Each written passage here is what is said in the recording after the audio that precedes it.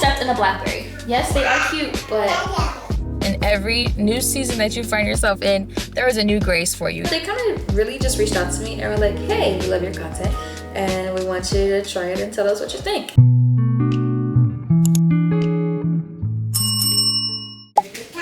Good morning.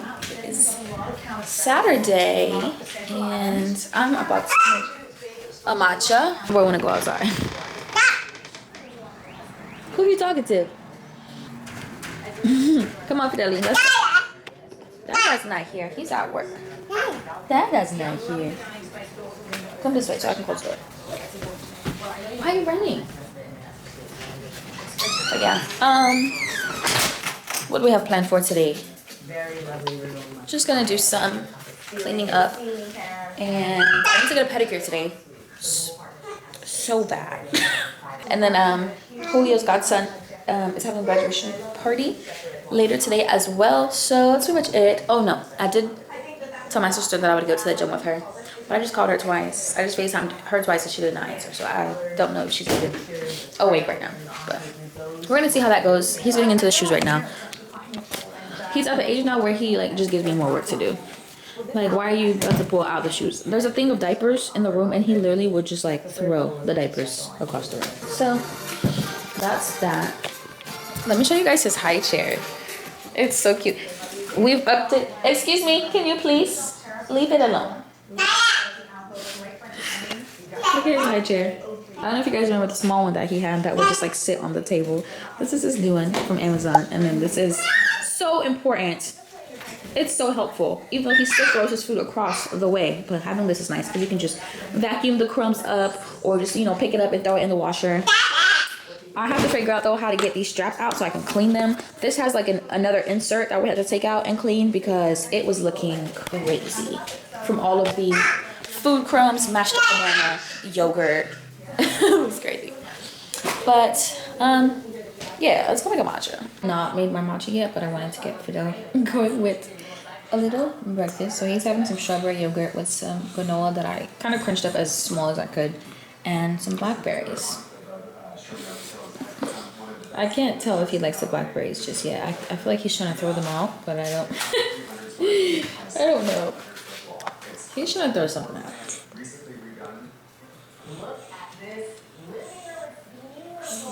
Oh, I don't think he likes the granola. That's what it is.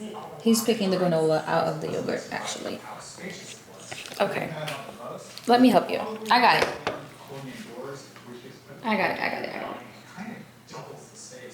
You didn't even taste it. Try. It's good for you. I'm just gonna hide it and mix it in there. Maybe he won't mind it as much. If he doesn't like this, I'm just gonna make him some oatmeal. Is it yummy? Look at this. Yeah. Remember how I was telling y'all about this thing earlier? Yeah. Now we have to take this off, clean him up, clean it up, and I still have yet to do anything. So yeah, and I'm getting hungry too. So let's hurry up. So I want to matcha so bad, and I need to eat also. Yeah.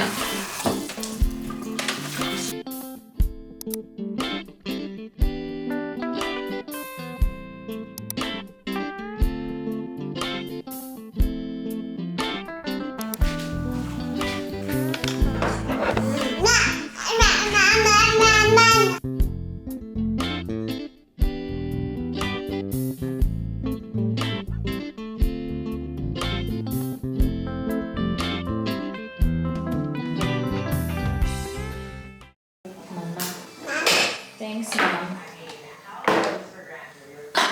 Okay, go sleep. And then just to your left, a formal sitting area. Okay. I was 2 stories. How tall the entryway? Oh my goodness, there's blackberries everywhere. This is what my mornings look like, for the most part. If he's having his own breakfast plate and he's feeding himself, then trust and believe there is a cleanup process for Mom. But it's good for his development, so you know, we just gotta let him do his thing. and learn to feed himself and see what he likes, see what he doesn't like. Because he's learning all of these things too for the first time, so that's just all a part of the process. So yeah, even though I want to make my own breakfast and chill and relax and have a slow Saturday morning, I also want my baby to be healthy and to grow. And I love watching his development. So it's like, it's sacrifice, you know? And it becomes like a second nature when you have a kid, in my opinion. But I will say, if you do not think that you are ready to sacrifice small things, like even like your mornings and your time, it's actually not small. But if you're not there yet, then I would say, you know, just wait. Because yes, they are cute, and I just stepped in a blackberry. Yes, they are cute, but they're a lot of work. I have yogurt and blackberry all in my shoes, so I'm gonna take this off so I don't track this. And I'm gonna have to figure out how to wash this. That's gonna be its own task. But I just need to get this mat up off the floor and put it in the washer along with these shoes. And make sure there's no blackberries in it though. There's so many of them.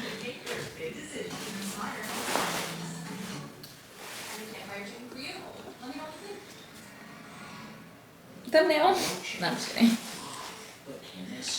I'll put this away.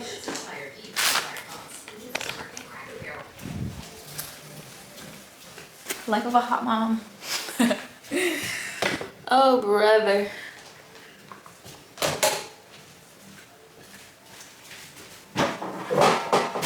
Okay. I wash this. Wash the bed. Throw this in the washer. Should I put 2 tripods? I'm gonna put 2 just because it's pretty wide. Mind you, I took this out of the washer and dryer yesterday, and it's already going back in today. Okay. I literally just opened the door and shipped this outside, which I love that I can do that. I also like this a lot because it has like this grippy part on the bottom side, so that way it's not like sliding around under his high chair. So yeah, I love this.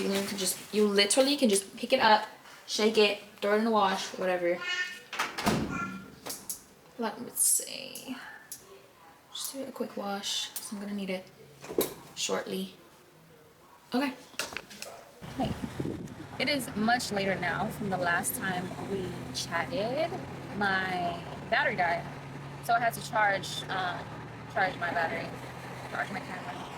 But I am heading now to the barbershop because my husband called me saying that he left the keys in the car, and luckily we have a spare key, so I'm about to go unlock the car for him at the barbershop. So Fidel is in the back seat. He is knocked out. I don't know if I told y'all this, but we're supposed to be going to a graduation party later.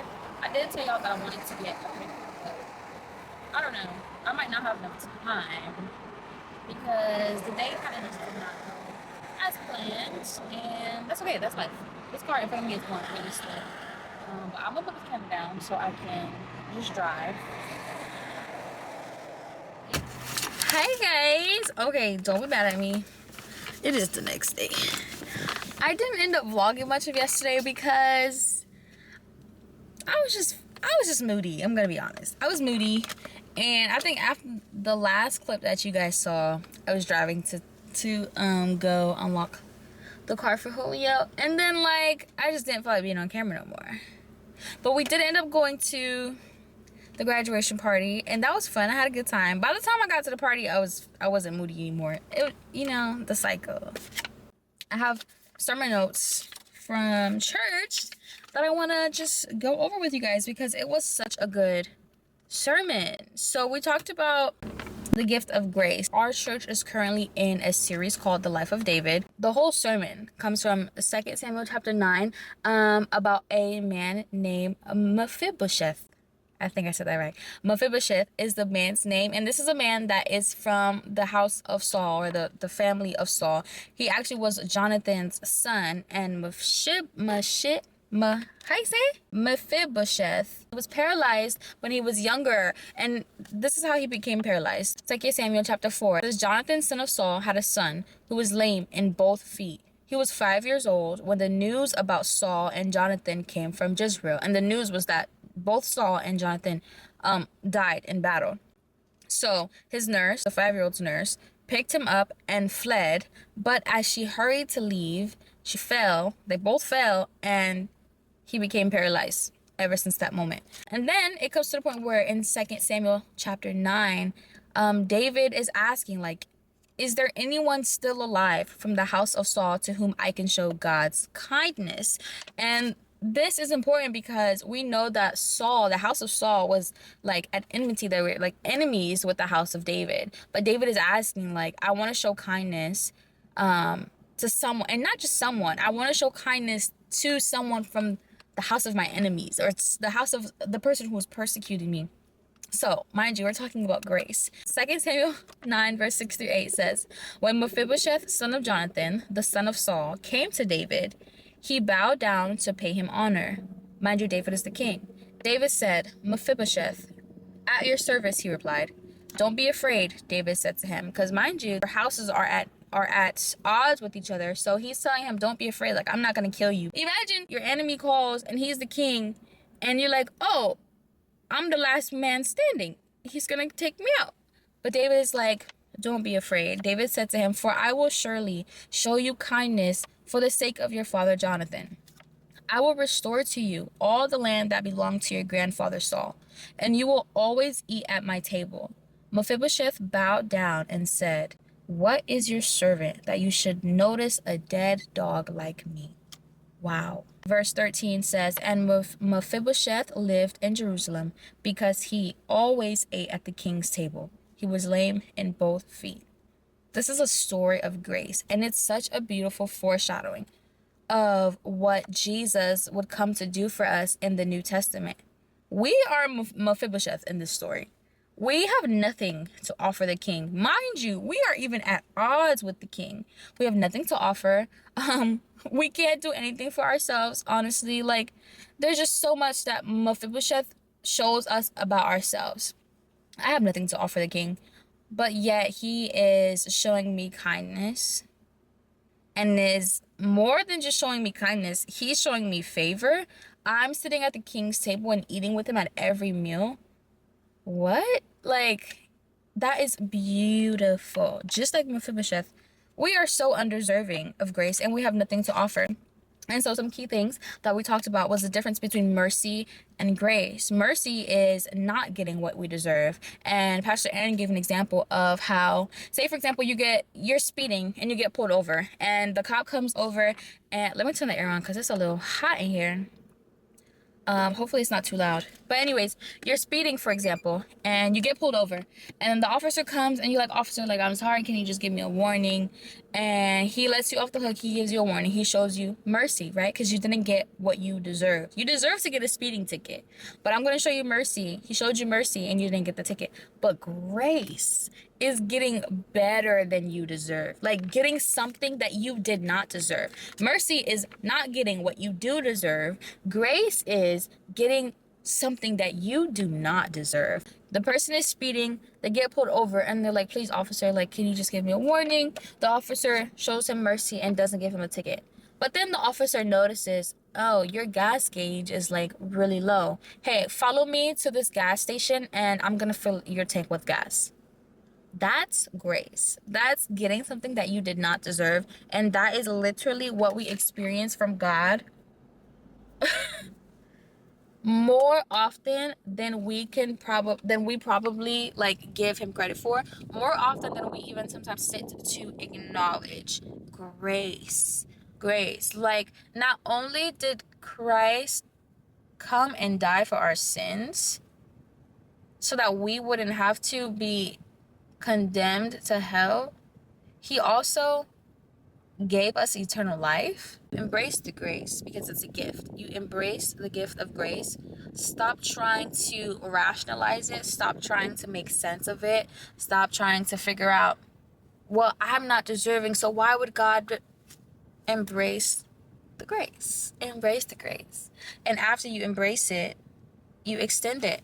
That's the second point. You embrace the grace and you extend the grace. Bless others. Why? Because God blessed you first. You're supposed to forgive others because God forgave you first. You're supposed to be patient with others because God is patient with you. You're supposed to be compassionate with other people because God is compassionate with you. Like, it's just a beautiful reminder of, one, what Christ did for us, what the Lord has done for us, and two, how we are called to live in terms of interacting with those around us. Ephesians 4 verse 32 says, be kind and compassionate to one another, forgiving each other, just as in Christ God forgave you. As a reminder for you, if you ever find yourself in a state of mind where you're like, when you're not showing yourself grace, or you are kind of moving out of a works-based mentality where, okay, if I do this for God, then maybe he'll do that. Just be reminded that we are saved through grace. We are saved through grace. God has grace for you in every season. In every new season that you find yourself in, there is a new grace for you. Say a prayer and ask the Lord, like, Lord, give me a fresh measure of grace. Help me to be reminded of your grace, or give me grace for this day. Give me grace for this new season. Always seek the Lord in prayer. Always seek the Lord in prayer. And just stay encouraged, friends. Flowers. I sit for hours. This song is stuck in my head, bro. Okay, anyways. Before we start cooking, we're gonna have a little snack. Two Jamaican beef patties that I just pulled out of the air fryer like this, like a hot potato. And then this brand called Bond sent me this Daily Balance. It's like a supplement drink, so I'm going to make myself a glass of that. This is not sponsored or anything. They did not pay me to say, oh, it's so delicious, go buy it. No, they kind of really just reached out to me and were like, hey, we love your content and we want you to try it and tell us what you think. And I said, thank you. Okay. So that's what I'm gonna have. Yeah, it's a hormone health and whole body wellness dietary supplement, and this is in the lemon flavor. So I'm just gonna get me a cup of ice with some water and put in a spoonful and have my little snack. Okay, at first I grabbed this cup, but then I remember it says you have to put in 8 ounces of water, and I don't know if this holds 8 ounces of water. It might, but I want ice, so I'm just gonna use a mason jar instead. But I just like the cold, crisp drink. I'm so in love with you. I think I've had it like twice. I like the flavor of the lemon, but I can't tell you if it's done anything for my hormone health just yet because I've only taken it twice. So yeah, a spoonful. Beep. No longer be stuck in my head. If I had a frother thing, I would froth it so that way it didn't have all these clumps at the bottom. But it's the lemon flavor. But look, you can see it like settling at the bottom. I can stand that. Especially when you're using a straw and you just feel a clump go up your straw. Jail time. Jail. Anyways. Alright, whatever. Sip. Yeah, I like it. It's like a light. It's not, it doesn't taste like medicine. It doesn't taste like, oh, it's healthy for you. It just tastes like a slight, it tastes like a watered down lemonade. But yeah. Okay, let's go eat our Jamaican beef patty and chill for a little bit, and then we'll get started on our Sunday dinner. You can I said for hours. The song is just catchy.